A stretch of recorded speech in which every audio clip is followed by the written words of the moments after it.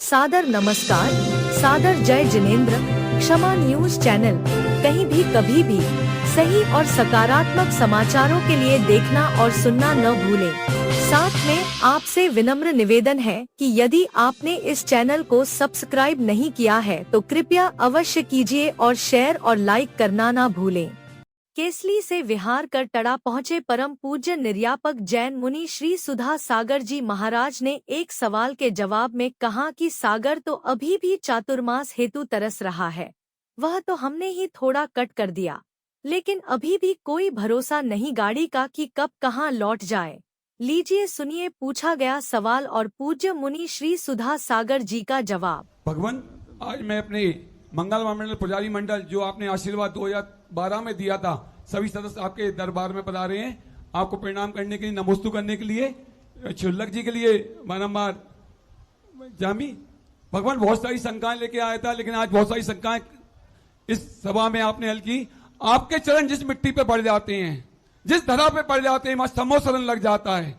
ये सम्मोसरण हमेशा लगता हुआ मैंने देखा है।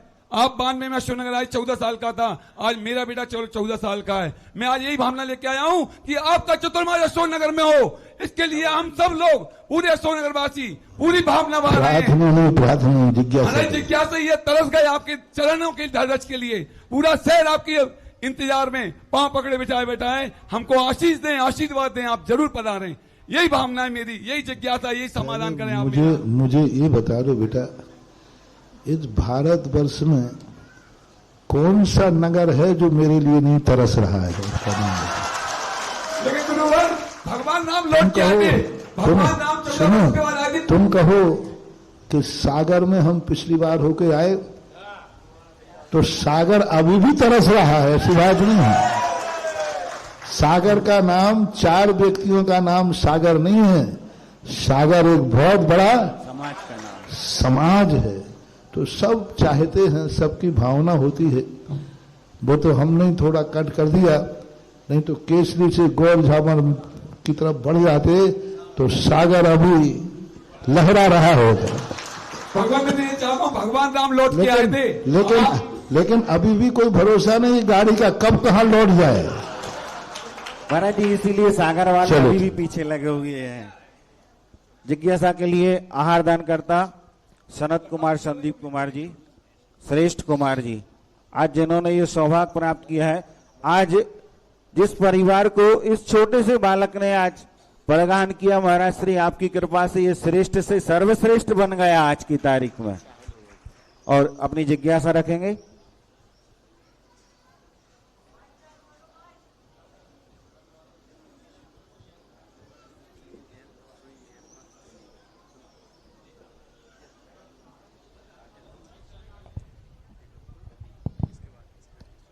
जगत पूज्य के चरणों में त्रैवार नमोस्तु, क्षुल्लक जी के चरणों में त्रैवार इच्छामि। गुरु जी, जब आपका पड़गान हुआ तब हमें ऐसा लगा कि कितना करंट लगा हुआ है।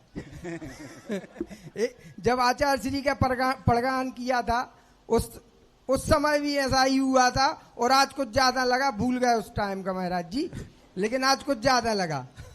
तो ऐसा कौन सा करंट है महाराज जी के करंट है कितना तेज लगता महाराज जी? ना ये समझ में आ रहा था कि रोए, यहाँ से हाथ कांपने लगे। महाराज श्री एक थोड़ी जिज्ञासा इसमें और आगे बढ़ाते हैं इनकी तरफ से। महाराज जी, इन्होंने कहा करंट। महाराज जी, एक करंट तो आप में है, लेकिन अंतर ये है कि वो करंट फेंकता है और जोर से, लेकिन आपका जो है वो करंट खींचता है। ऐसा कौन सा करंट है?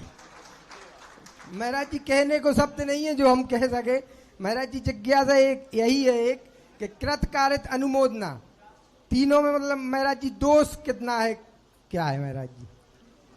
कृत कारित अनुमोदना अपने परिणाम परिस्थितियों पर आधारित होते हैं कि वह कृत कारित अनुमोदना किस परिस्थिति में, किस भाव से, किस मजबूरी में की गई है, उस पर विचार करना चाहिए।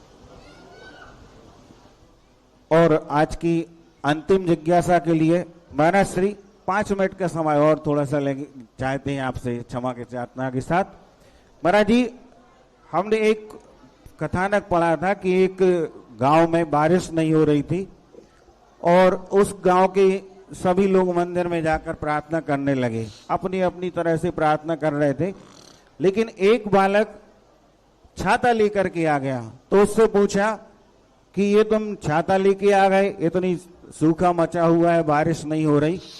तो वो बालक बोला कि जब हम मंदिर जा रहे हैं प्रार्थना करने तो निश्चित है कि बारिश होगी, इतना विश्वास है हमें अपने भगवान पे। ऐसे ही विश्वास के साथ में आज महाराज श्री सिलवानी की जैन समाज यहाँ पर उपस्थित हुई है। अभी तक तो ये होता था कि महाराज जी आपकी दिशा तय हो जाए तभी फ्लेक्स छपते थे। आज महाराज जी सिलवानी वाले विभिन्न कोटेशनों के माध्यम से यहाँ टड़ानगर में अपने फ्लेक्स लेकर के आ गए हैं। जिज्ञासा के लिए सिलवानी नगर के अध्यक्ष श्री सुनील जी, हमने आपकी तरफ से अपनी पूरी बात रख दी महाराज जी के चरणों में। और महाराज जी इनका ये भी कहना है कि महाराज जी जितने दिन आप टड़ानगर में रहेंगे हम उतने दिन सिलवानी वाले यहाँ आकर के टड़ा वालों की शोभा बढ़ाते रहेंगे। महाराज जी आपसे निवेदन है कि थोड़ी सी अनुकंपा टड़ा वालों पर और कर दें 1-2 दिन की, तो महाराज जी उसमें हमारे यहाँ के युवाओं का भी उद्धार हो जाएगा। एक भगवान से सीधा संपर्क जोड़ने का एक मार्ग अभिषेक के माध्यम से, पूजन के माध्यम से, आपके मुखारबिंद से हम सबको प्राप्त हो जाएगा। तो महाराज जी यहाँ पर जो भी जैन समाज उपस्थित हुई है, चाहे वो सुल्तानगंज, सियर, मऊ, सिलवानी, केसली, गौरझा हमारे या केवलारी, जहां जहां से भी लोग आए हैं, सब उसके लिए अनुमोदना करने के लिए महाराज जी तैयार है कि आपका अगर चरण सानिध्य टड़ा वालों को मिल जाए तो हम भी आपको इसमें सहयोग करेंगे। अंतिम जिज्ञासा श्री हर दिल अजीज, हम सबका नसीब, हम सबके करीब, जगत पूज मुनि पुल्लक विद्यासागर महाराज जी के चरणों में अखंड जैन समाज सिलवानी की ओर से बारंबार नमस्तु। मुनिश्री अखंड जैन समाज नाम आचार्य श्री ने सिलवानी समाज को दिया था। आज मुनिश्री आपसे जिज्ञासा यह है कि बचपन में हम लोग जब छोटे थे तो हमारे बड़े लोगों में कुछ अंडरस्टैंडिंग हो जाती थी, तो हम लोग बच्चे लोग निगेटिव रहते थे, मतलब उन लोगों के बीच में कोई दखलंदाजी नहीं करते थे। लेकिन आज के परिवेश में यह देखने और सुनने में आ रहा है कि 2 बड़े लोगों के बीच में अंडरस्टैंडिंग हो जाती है तो छोटे लोग विभिन्न प्रकार के कमेंट और अपना वो दिखाते हैं। तो ऐसे आपने महाराज जी बोला था जुगनुओं, ऐसे जुगनुओं का कौन सा दोष लगता है। दूसरा महाराज जी जब अशुभ कर्म का उदय होता है तो हम अपना मन किस प्रकार शांत रखें। और तीसरा महाराज जी हम ऐसा कैसा काम कार्य करें, ऐसे कैसे कार्य करें जिससे ज्ञानतर लोग हमको, हमारे समाज को जलन करना सीख जाएं। पहली बात तो ये है कि छोटे बच्चे लोग यदि आगे आ रहे हैं तो हमें खुशी होना चाहिए, लेकिन छोटे लोग उद्दंडता कर रहे हैं तो बड़ों को दंडित करना चाहिए। यदि वो आगे उत्साहित हो रहे हैं, यदि छोटा बालक पिता से आगे दौड़ लगाता है तो पिता को खुश होना चाहिए कि हमसे आगे चल रहा है। लेकिन वो उद्दंडता करता है तो उसी बच्चे के पैर में टेंगोर भी डाल देना चाहिए जिससे वो आगे न चल पाए। देखना हमें है कि वो किस अपेक्षा से आगे आ रहा है। दूसरा जो जैनेतर की बात है, मैंने कहा ना अभी, अपना वजूद इतना मजबूत रखो, हम अपने आप में इतने दृढ़ रहें कि हमारी शांति को कोई भंग ना कर पाए। कर्म भी नहीं, जैसे आपने कहा अशुभ कर्म का उदय, कर्म क्या चीज है, आएगा कर्म, लेकिन वो कर्म हमारी शांति भंग कर दे, हमारे धर्म को भंग कर दे, तो ऐसा कभी नहीं होना चाहिए।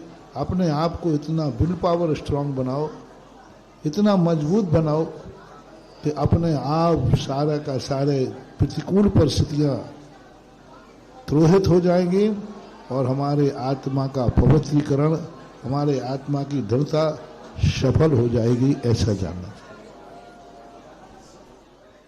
क्षमा न्यूज चैनल देखने के लिए आपको बहुत बहुत धन्यवाद। सादर प्रणाम।